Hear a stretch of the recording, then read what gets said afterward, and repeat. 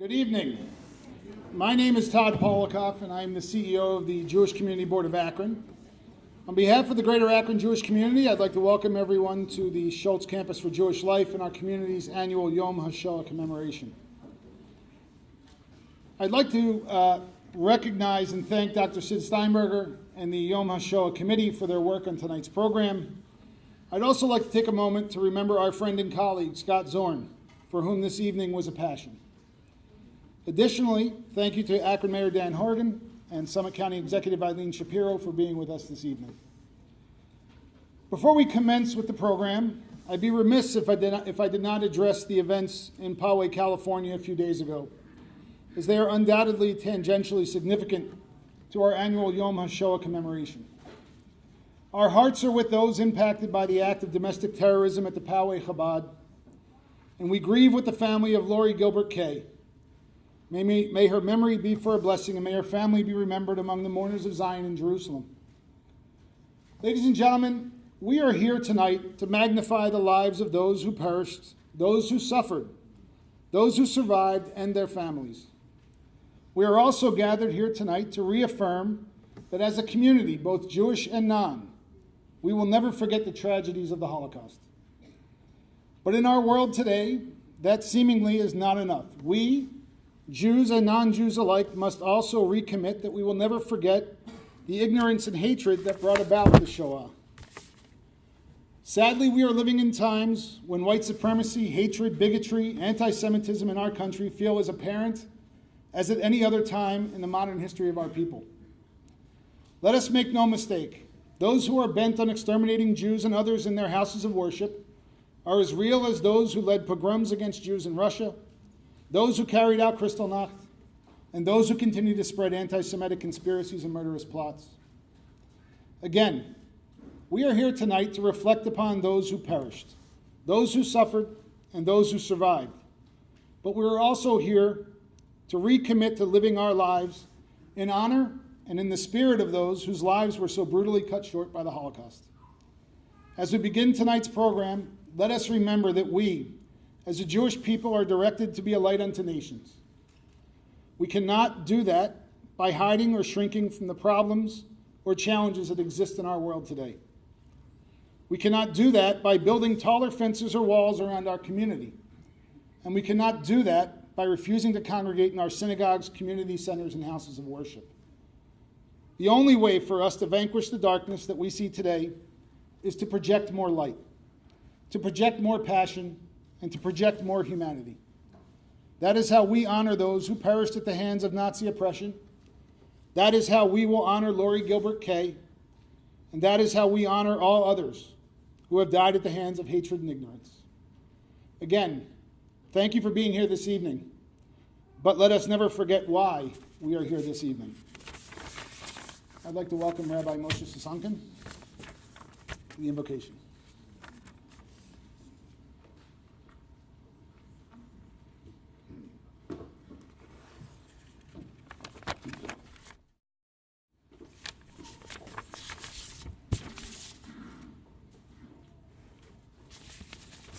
Thank you all for joining together as a community to gather for such a special day, a day where we come together to remember, a day where we vow to never forget. And unfortunately, as we just heard, we are reliving some of the terrible history as the world shook just a few days ago in Poway, California. Another horror for the Jewish community. But today we stand in unity, remembering the millions of lives lost to our people. And today, I call on everyone here to shift from these moments of sadness to moments of action, from the moments of the mourning to moments of unity and of power. You know, we just finished celebrating the holiday of Pesach, of Passover, and the Haggadah famously is quoted saying, Ela shebechol dor vador, omdim aleinu lachalotenu. That in every generation, our enemies rise up against us to try and destroy us. We've seen that in the Holocaust, and we are witnessing that, unfortunately, today. But the verse doesn't end there. The verse continues, V'akadosh baruch hu matzilenu mi'adam, that the Holy One, God, the Almighty God, saves us from the hands of our enemies. Am Yisrael chai, the nation of Israel is alive and is very, very strong. The greatest testament to that is everyone sitting here in this room more than 70 years after the Holocaust, gathered to remember and to show our pride and our Jewish pride. We stand here today to never forget. Never forget is not just a statement. You know, in the early 50s, there was a campaign led by many Jewish leaders. This campaign was for that year's Passover Seder. They asked that everyone have dedicated an empty chair to remember someone who was lost. And the leaders of this campaign approached the Lubavitcher Rebbe of blessed memory, Rabbi Menachem Schneerson, and they asked him to endorse this campaign for them. And the Rebbe refused. They said, how could you not endorse such an important campaign? To which the Rebbe wisely responded, when we fight terror and our enemies, we do so by standing strong and by doing more. We can't do that by having an empty chair. Bring an extra chair, but fill that up with someone else. Don't leave it empty. We want to fight terror. We want to fight the hate. Let's bring more people. Let's spread the love. Let's bring someone who may not have had an opportunity to celebrate, and let's bring them to the table. And let's share the passion and our passion with them as well. Let's have a full chair. This is how we fight our enemies. Never forget means to act today. So let us all pledge today to make an actual difference. Let us commit to teach and to spread acts of love and kindness. Let us commit to doing more mitzvahs and more kindness both for ourselves and for those around us. Let us truly make a difference and make the world a better place. May God give us the strength to stand strong in this special mission, to never forget. May Hashem end all the terrible hatred and lead us to the ultimate redemption, to a world of true peace and complete serenity. And may the souls of the victims be bound in the bond of everlasting and true life. Amen.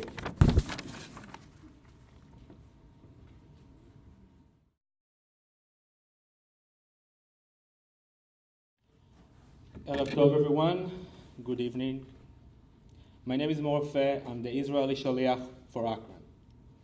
Every year, we commemorate 8 days before Yom HaShoah, Israel Independence Day, Yom HaShoah v'Hagvura, the Holocaust and Heroism Remembrance Day. Theoretically, every day in the calendar could be the Remembrance Day. All those years, there was not one single day that those horrible acts did not happen. However, there is a special meaning for this day to be just before the day we reestablished the Jewish state, our home in Israel. The day that came to our city today also came to Jerusalem, to Tel Aviv, and to my hometown, Rosh Hashanah. In its morning, the same morning, every year, 8 days before the Yom HaShoah, the memorial siren was heard across the country, and people stood still, and people stood quietly. One precious moment to put everything aside, pay respect, and remember. Remember the victims. Remember the women, the men, and the children. Remember those who fought by the weapon or by keeping alive. Remember the Jewish people who suffer in Europe, North Africa, and Asia. Remember those who did not have the option to come back and do Aliyah to Israel. Remember those who are not with us today. Yehi Zichram Baruch. Please rise for hearing the siren.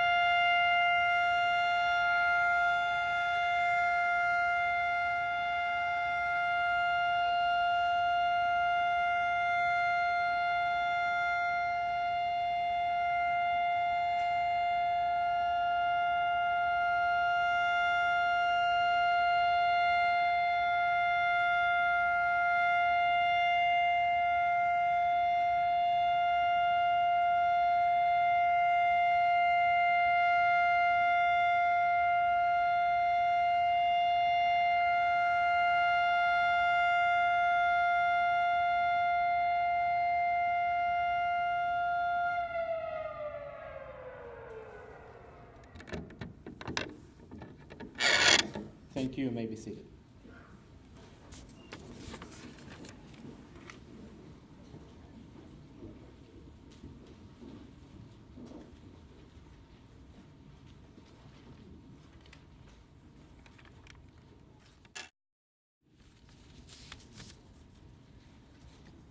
Eli, Eli, shelo yigamer leolam. Hachu v'hayom, rishru shel hamayim, barak hashamayim, tfilat Adam. Hachu v'hayom, rishru shel hamayim, barak hashamayim, tfilat Adam.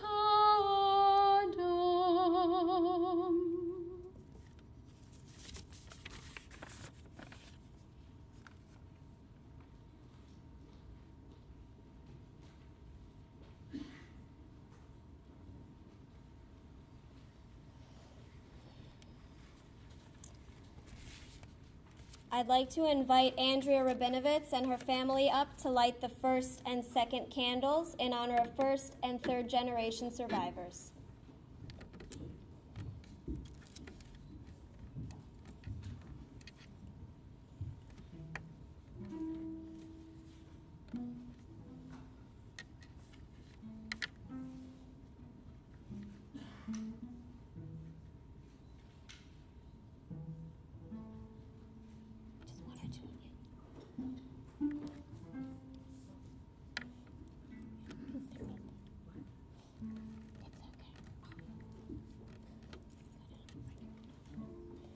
In honor of second generation survivors, I'd like to invite up Sam Reese, son of Lola and Herman Reese, survivors.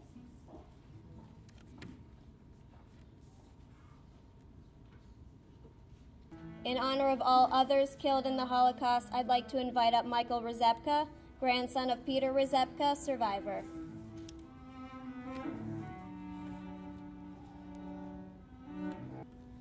In honor of our righteous Gentiles who saved thousands of Jewish lives, I'd like to call forward Mayor Dan Horrigan and Summit County Executive Eileen Shapiro.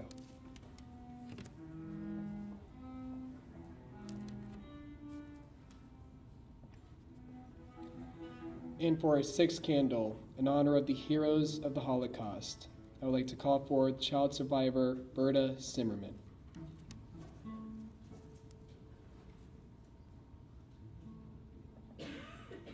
And for the lighting of the seventh candle, to remember that all genocides have happened around this world, I'd like to call forth Marty Oppenheimer, son of Doris and Siegfried Oppenheimer.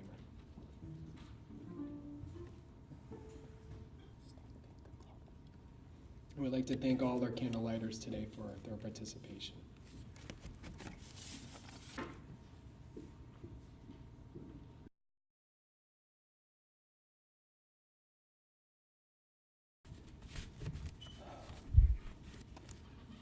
I'm quite pleased to be the chairman of the Yom HaShoah committee and welcome each of you here this evening. It is so necessary that we all support this important annual event.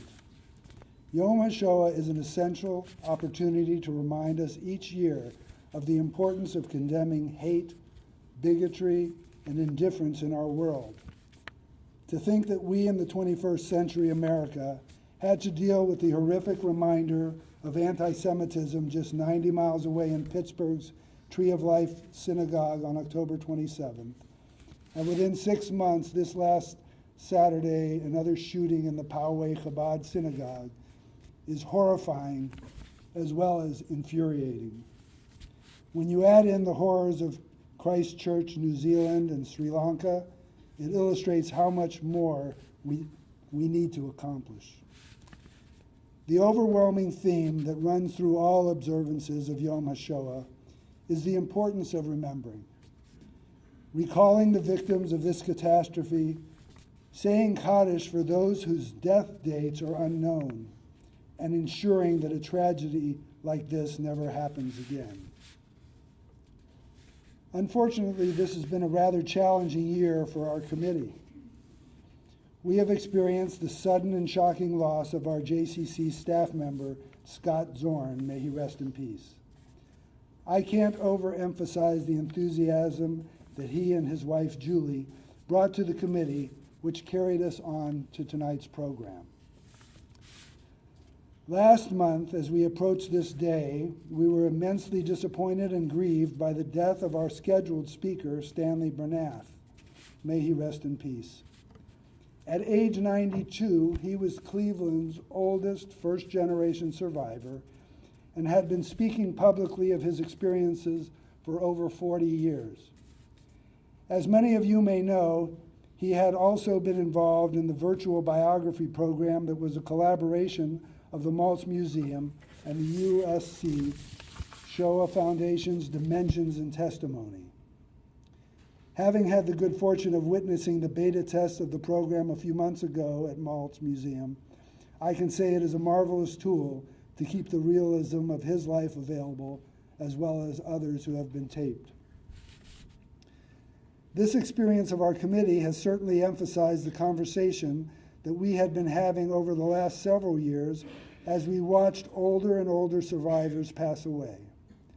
It has become apparent through that time that it is incumbent upon those of us who are second-generation survivors to step forward and retell the stories we have heard our parents telling through the years. Tonight, we are fortunate that Andrea Rabinovitz will be doing just that. Andrea, along with her husband Myron, have been living in the Akron area where they joined their daughter Abby and her family near Kent. Subsequently, they have attracted the rest of their family to the area. They relocated from Green Bay, Wisconsin in 2010 and have become very active in our community. Andrea and Myron both serve on the Bethel Congregation Board of Directors, among many other activities, including the Yom HaShoah Committee. Please welcome Andrea Rabinovitz to tell you about her mother, Joanne Hansi Lustig Glickman, and her grandparents, Ludwig Teresa Lustig.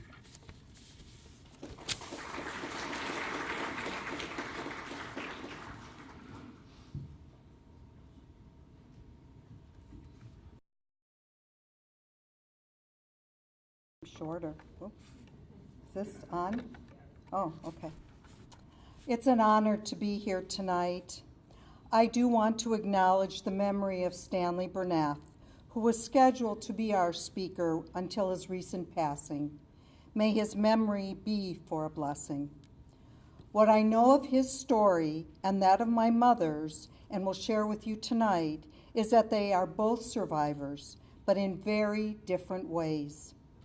The label survivor was one my mother struggled with. She often felt that because she wasn't in a camp or wasn't in hiding, that somehow that made her less of a survivor. I'd like to share with you a little bit of that in her own words. First of all, let me tell you my feelings about being called a survivor. For many years, probably till the late 70s or early 80s, I questioned whether I really could call myself a survivor. After all, I did not spend time in one of the camps in Germany. I did not experience firsthand the final solution. It wasn't until I heard a TV report of a speaker at a Kristallnacht service in southern Wisconsin. He too had apparently questioned the term survivor. And his comment was, "Of course I am a survivor, or I would not be here today." So in that same spirit, I feel that I am. As I get into my mother's story, I am always struck by how both good timing and how these little interventions of others, of often righteous Gentiles, help set the course for how I'm standing here in front of you today. But to start, we have to go back to 1883, when her grandfather, the son of a wealthy German family, decided to go have an adventure in America. He spent 5 years in the U.S., became an American citizen, making connections with family in a small Midwest town. This will become important later on. He went back to Germany in 1888 and reinstated his German citizenship. In 1899, he married Lotte Kahn, and they owned a department store in Munich. They had 4 children, Erwin, Fanny, Alfred, and my grandmother, Teresa. Teresa married Ludwig Lustig in 1925 and lived in Augsburg, Germany. My mother was born in 1928 and was 5 when Hitler came to power. She always recounted vivid memories of her time as a young child in the days when the Nuremberg laws were just starting to take root. She remembers not being able to go to the park for fear of the Hitler Youth, or to the movie theater where her favorite story Heidi was playing. She attended a Catholic school by request of her father for 1st and 2nd grade, but for 3rd grade went to a Jewish school set up by the synagogue. She also knew loss early on. Her uncle Erwin, her mother's favorite brother, was arrested for living with a non-Jewish woman, was taken to the newly opened Dachau concentration camp, and was shot after stepping on the grass to avoid the guards shooting at his feet. He later died in the hospital. His father was sent the bill. He was 33 years old. At that time, you could not emigrate to America without a visa, and to get a visa, you needed a sponsor who could vouch for your character and assure the U.S. government that you would be a productive contributor to society. Remember how I told you that my great-grandfather had made connections in that small Midwest town? Well, my grandparents reached out to them and asked for their help and sponsorship in May 1938.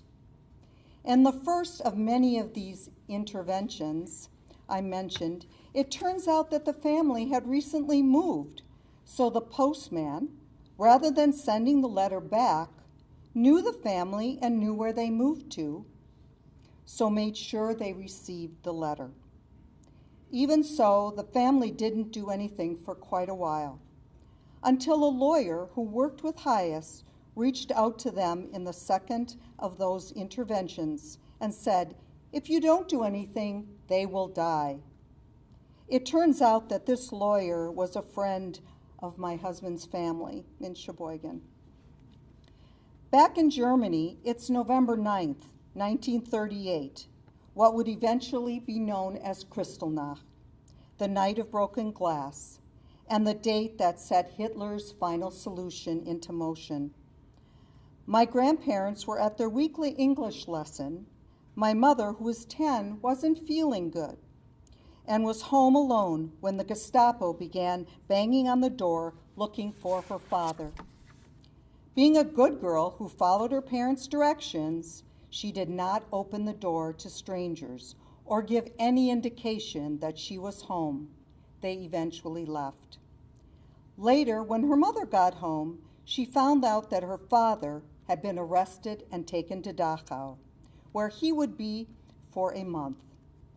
He never spoke about his experience there, but what we do know is that the commander of Dachau knew that a number of the men who had been brought there had been soldiers in World War I and told the prisoners that they should get their families and get out. When he returned home, he worked harder to get the paperwork done. By this time, the family in America had agreed to sponsor my mother and grandparents. They began actively planning to leave, so when their visas came through, they were ready to go. Here was my mother's recollection of that process. Our belongings, linens, dishes, clothing, bedding, pictures, keepsakes, all the things which a household accumulates over the years, had been packed into large wooden containers. I remember the packing crew, supervised by a member of the Gestapo, to make sure nothing was packed which was forbidden for Jews to have or to take out of the country. One of the items packed was an electric coffee pot. Prior to the day of packing, my father had taken all the electrical guts out of the pot and filled it with well-wrapped jewelry and other valuables, which my parents had been able to hide during previous demands to turn over jewelry other than wedding rings and cheap watches. The Gestapo officer even asked my father if he knew that America used a different current for appliances. My father told him that he knew a little bit about electricity and will be able to fix the pot in the United States. Unfortunately, that opportunity never came about because the harbor in Rotterdam, Holland, was bombed before we could send for these containers. Somewhere on the ocean floor of Rotterdam Harbor, there is a coffee pot with a lot of valuable items. I wonder if divers will someday find it and wonder why the pot won't make coffee. My mother often bemoaned the loss of her beloved gold bracelet. They were supposed to have left Germany on September 1st, 1939. About 5 days before then, my great-grandfather came home from a shopping trip and let them know that he saw a mass of troops at the train station, so advised my grandparents and my mother to leave immediately. They all knew this could be the last time they might see each other. With nothing but a suitcase and $5 each, they departed on August 26, 1939, leaving behind my great-grandparents, my great-aunt, and her young son. Their route to America was to go through Holland to England, where they'd sail to America. The Dutch border official questioned the fact that they only had a crossing pass for Holland and a one-day pass in England, and sailing date was 5 days away. My grandfather answered to let the British worry about that. While in Holland for a brief time, they were heading towards a harbor on a trolley when they realized that no one had Dutch currency to pay for the trolley. In another example of one of these interventions of a righteous Gentile paid the passage of everyone on the trolley. When they got to England, they found out that they had to switch boats because the British Navy commandeered their original boat. They left England on September 1st, 1939, which, as we now know, is the day Germany invaded Poland and World War II officially began. It's probably not an understatement to say they were the last boat out.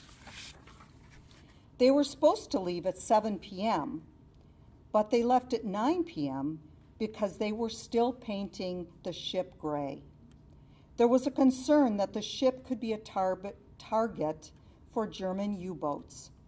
The captain ended up taking a different route in order to avoid the German U-boats and ignored an SOS call from a ship that had been hit in order to protect his passengers. They arrived in America on September 13, 1939, Erev Rosh Hashanah. They stayed in New York for 4 weeks, working as domestics, until finally they took a Greyhound bus to Appleton, Wisconsin, to meet their sponsors and get settled in their new home. While their lives were out of danger, their struggles and challenges were by no means over. The language and cultural barriers would eventually be overcome. As my grandfather would say, "We are in America now, we must adapt."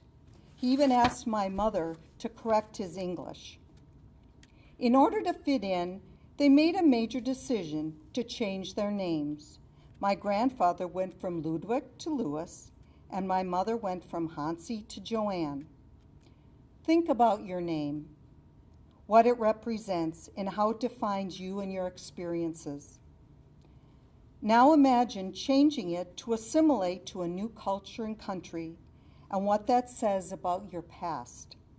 Does the person you were cease to exist? When my mother came to terms with using the term survivor to describe herself, it was her name change that represented among her biggest sense of loss. And this is in her own words, and I'm hoping I can get through this. What is in a name? How much of our name is a part of ourselves?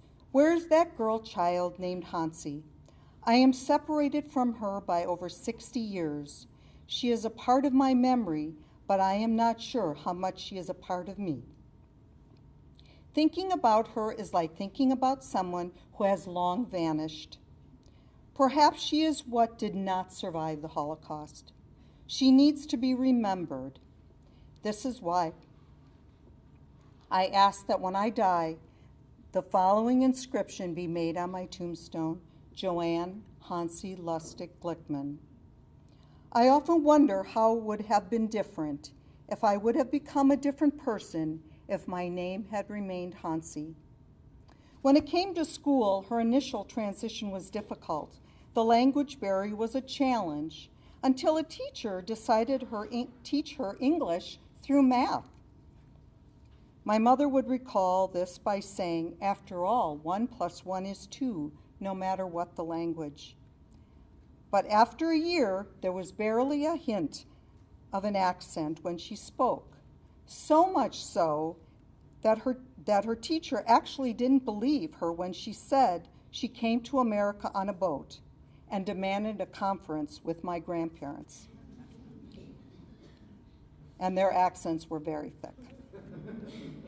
In many ways, my mother settled into life in America with ease, but there was still family left behind in Germany. For years, they exchanged letters, which, despite the conditions in Germany, were still filled with hope and unquestionably questioning belief in God. I'm going to read you an excerpt of one of the letters dated October 2nd, 1941. This is from my mother's grandparents. Today I can acknowledge your letter from September 28, which you wrote at the beginning of the holy days, and can also say that the apartment situation is finished, and the only change on the address is instead of left, now right. What comes next, that we cannot say now. Only God knows. Our benefactors, the Cowmans, moved to the Goth Street for now. They believe that in a short time they will go forth. This separation is for us a great loss. We have had to comply already in so many things, and will overcome this also, whatever God wills and is destined for us. Today we want to congratulate you on your birthday, dear daughter, and may the lucky star continue to shine on you and your husband and daughter. Accept our dearest wishes for happiness and blessings, and in thoughts, a hearty birthday kiss from your parents. Instead of being able to send you a birthday present, we do it the other way around, and your promise that you, with dear Louis, will move heaven and earth to secure a future for your sister and child there. We are fully and completely aware of the picture that this is not only difficult, but very difficult. However, something will and must happen. Mother and I gladly deny ourselves everything. We will lay our tired heads wherever God determines it. But this wish from our heart, your parents would like you to see you fulfill. The letters also provided hidden clues about what was going on in order to avoid the censors who were reading every piece of incoming and outgoing mail. These letters would remain hidden from my mom until early 1990s. The last letter arrived in March 1943. My mom's grandfather died in Theresienstadt, and her grandmother and Fanny and cousin Georgie died in Auschwitz. Her brother Alfred, who had been working in England, survived. He then came to the States and lived in Milwaukee and San Diego. My grandfather had 4 sisters who escaped and survived. One went to France, one to Israel, one to the U.S., one stayed in Germany and hid in a convent. At the time, in spite of the grief and loss, there was this belief that if you survived, you moved on. You didn't dwell, and you went on about your life, and you didn't talk about it. And my mom and grandparents were no exceptions. My mother led a very typical teenage life in America. Her family eventually left Appleton and moved to Milwaukee, where she became active in school, and her parents were active in the New Home Club, an organization for German Jews who had relocated to America. My grandparents loved going there because it gave them a chance to speak German, and as a child, they had the best seders. My mother eventually went to the University of Wisconsin, where she also met my dad. They got married in 1949. I was born in 1950, and my 3 sisters came between 1952 and 1959. By then, my parents were living in Green Bay, where they owned a bakery, raised the 4 of us, and were active in the community. My mom, who quit school to marry my dad, eventually returned to get her degree at the age of 50 and became a reproductive health educator. The 4 of us went on to have 10 children among us. And ironically, my oldest daughter was born on November 9th, the date of Kristallnacht. It wasn't until the late 70s or late 80s that it became increasingly common and comfortable for survivors to talk about their stories. As I mentioned at the beginning, she really struggled with this label. Though by sharing her experiences, she began to realize that yes, this did apply to her, and there was some catharsis in sharing her story. As I briefly mentioned a short time ago, the letters written by the family back in Germany only came to light in the 90s, when my mom discovered them in a drawer in my grandmother's apartment as we were moving her to a nursing home. My mother spent the next 3 years of her life translating the letters and putting them together in this book. It's also called Letters from the Ashes, that chronicles her life and these letters. It was a difficult process because it brought back many of her memories that she probably had put way back. We are so blessed that she decided to go on this journey and have this living legacy of our history and heritage, as it allows us to keep her story alive. She presented this to our family during Hanukkah 1997. She got sick in June 1998 with leukemia, and she passed away in March 1999, 20 years ago this year. If there are 3 lessons that I'd like everyone to take away from my mom's story, they are: there is no single definition of what it means to be a survivor, and we need the mosaic of experiences to understand how people survived this unspeakable part of history. When you have a chance to help a fellow person, take it. You never know what the long-term effects of your actions might be, even if you never know it. I think about those little interventions that happened along the way: the postman, the lawyer, the guy on the trolley, and even one person had said, "That's not my business," or "I don't have time. I might not be here today." Finally, we have to continue educating our young people about the past. Recent surveys have shown that an increasing number of young people in America don't believe 6 million Jews died in the Holocaust.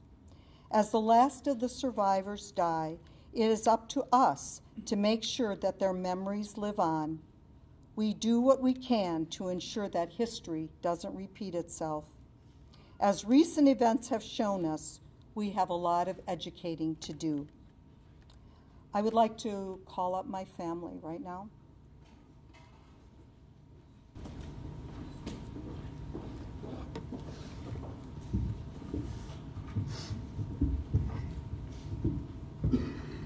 My my oldest daughter Molly, whose husband and son are at home, David and Benjamin, my daughter Abby, my granddaughter Grace, and Abby's husband Jeremy is out of town right now, my daughter Eden, and my beloved husband Myron.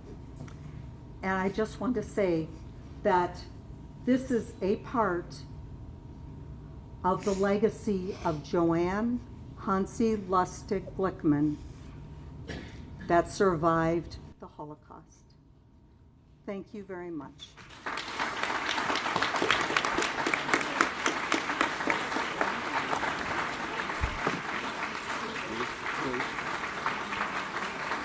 If there are any questions, I'd be glad to, if anyone had any.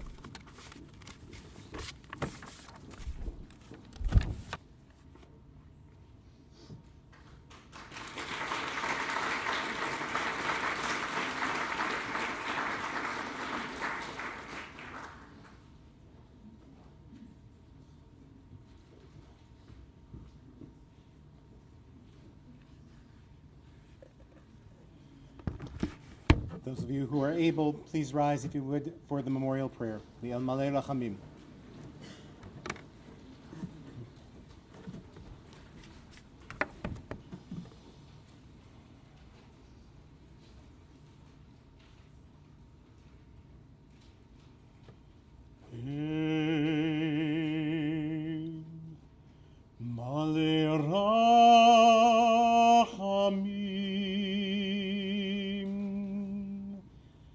שוכן במרומים המצא מנוחה נכונה תחת כנפי השכינה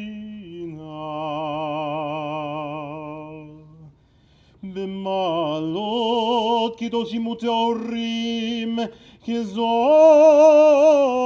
הרקיע מזהירים את נשמות כל אחינו בני ישראל הנשים נשים אוי וטף שנטבחו ושנחנקו ושנשרפו ושנהרגו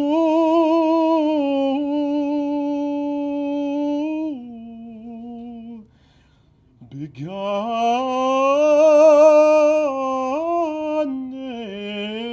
עדן בגן עדן תהי מנוחתם ויענו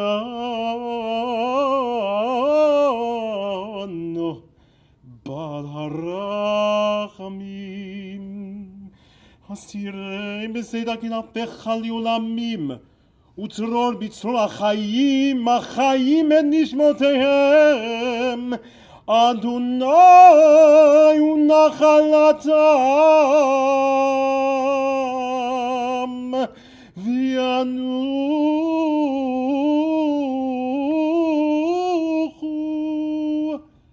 בשלום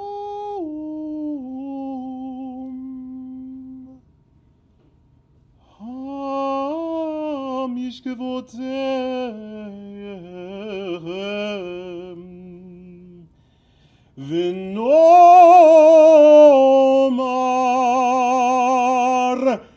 Amen.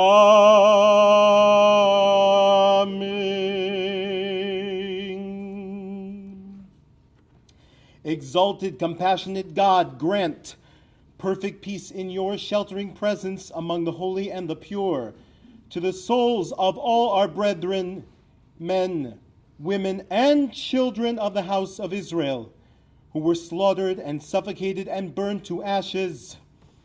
May their memory endure inspiring truth and loyalty in our lives. May their souls thus be bound in the bond of life. May they rest in peace And let us say, Amen. The mourner's Kaddish.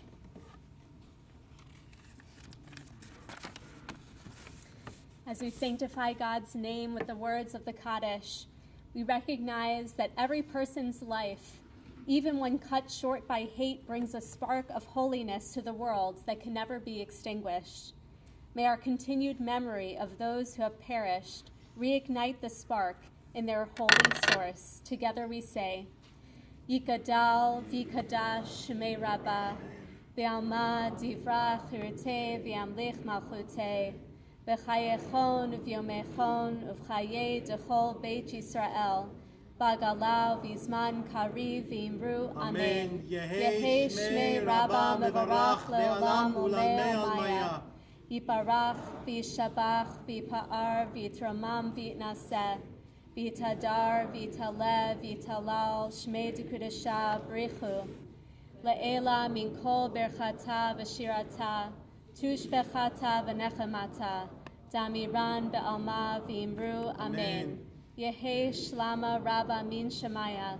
V'chaim aleinu ve'al kol Yisrael v'imru Amen. Oseh shalom b'mromav. Hu ya'aseh shalom. Aleinu ve'al kol Yisrael v'imru Amen. Amen.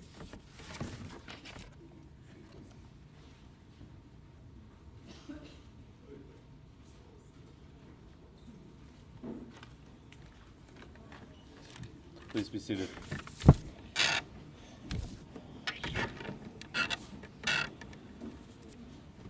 A Jewish leader once asked, "How many Jewish people live here in our community? How many belong to a synagogue? How many Jewish people are there on this earth now, and how many are there yet to be? How many have already lived their lives? What's the number?" the leader asked. "And is it important? What does 6 million mean?" You know that number is incorrect. It really wasn't 6 million. It was 6,000,001. Who could comprehend 6 million? But one. Focus on the one, she said. Who was that one? This week, that one was Lori Gilbert Kay. It does not matter that she was only one. In Jewish tradition, one equals the whole world. Shema Yisrael Adonai Eloheinu Adonai Echad, we say. God, in fact, is one. We are one.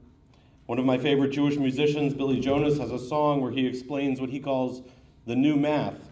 1 + 1 equals 1, he says. The Shoah is not about 6 million. The Shoah is about the one mother that we lost, the one brother who never became an uncle, the one sister who never became a mother. 1 + 1, 6 million times. It still need only equal 1. When we lose one person, that is enough. And when we gain one person, that is a whole world. How many Jews live in Akron? It is a universe. How many are in our synagogues? Our JCC, the Lippman School? A lot, we might say. Or perhaps we might say, there is one, and isn't that enough for us to care? Adonai Echad, Adonai, who is one. As we remember the ones we lost tonight, we count on the ones who are here to continue to be a reminder of your presence and our partners in fighting hate and bringing peace, as we say, Amen.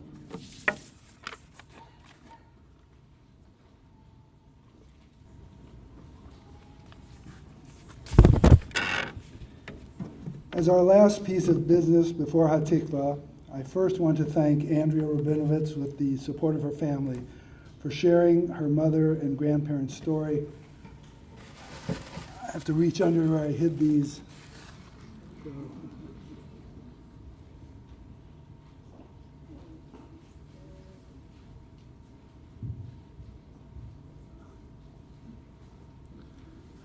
We really appreciate Andrea's stepping up and sharing her story.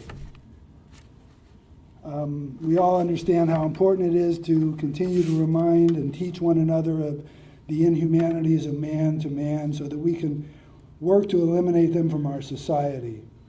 I want to thank all the committee members listed in your program, as well as all the participating clergy. I especially want to thank the JCC staff, including John Kieverkamp, Jody Fott, Angela Atwood, and Adam Fox of the youth program as well, for how they all stepped in and helped us when we lost Scott. Many thanks to Leora Cohen and Adam Fox for organizing the candle lighting ceremony.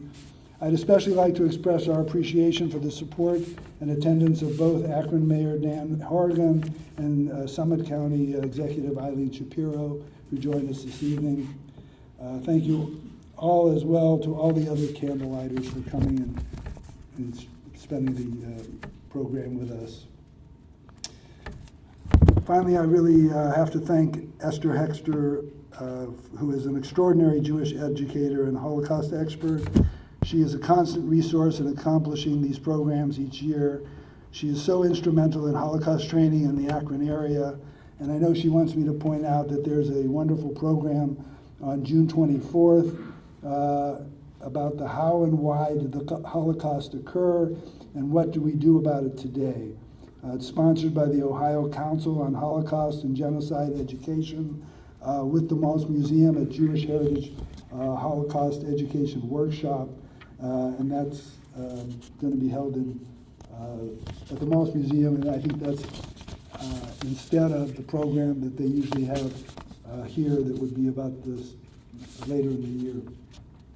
In addition, we have information from Buffy Ramos of the Jewish Family Service, and I think she's in the back with some handouts that are available to any Holocaust survivors that would like to know more about their qualifications for reparations.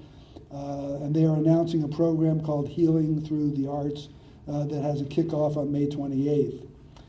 Meanwhile, if there's anyone who would like to be a part of our committee, please feel free to contact any of us, and we'll be happy to make you a part of our committee as we plan for next year.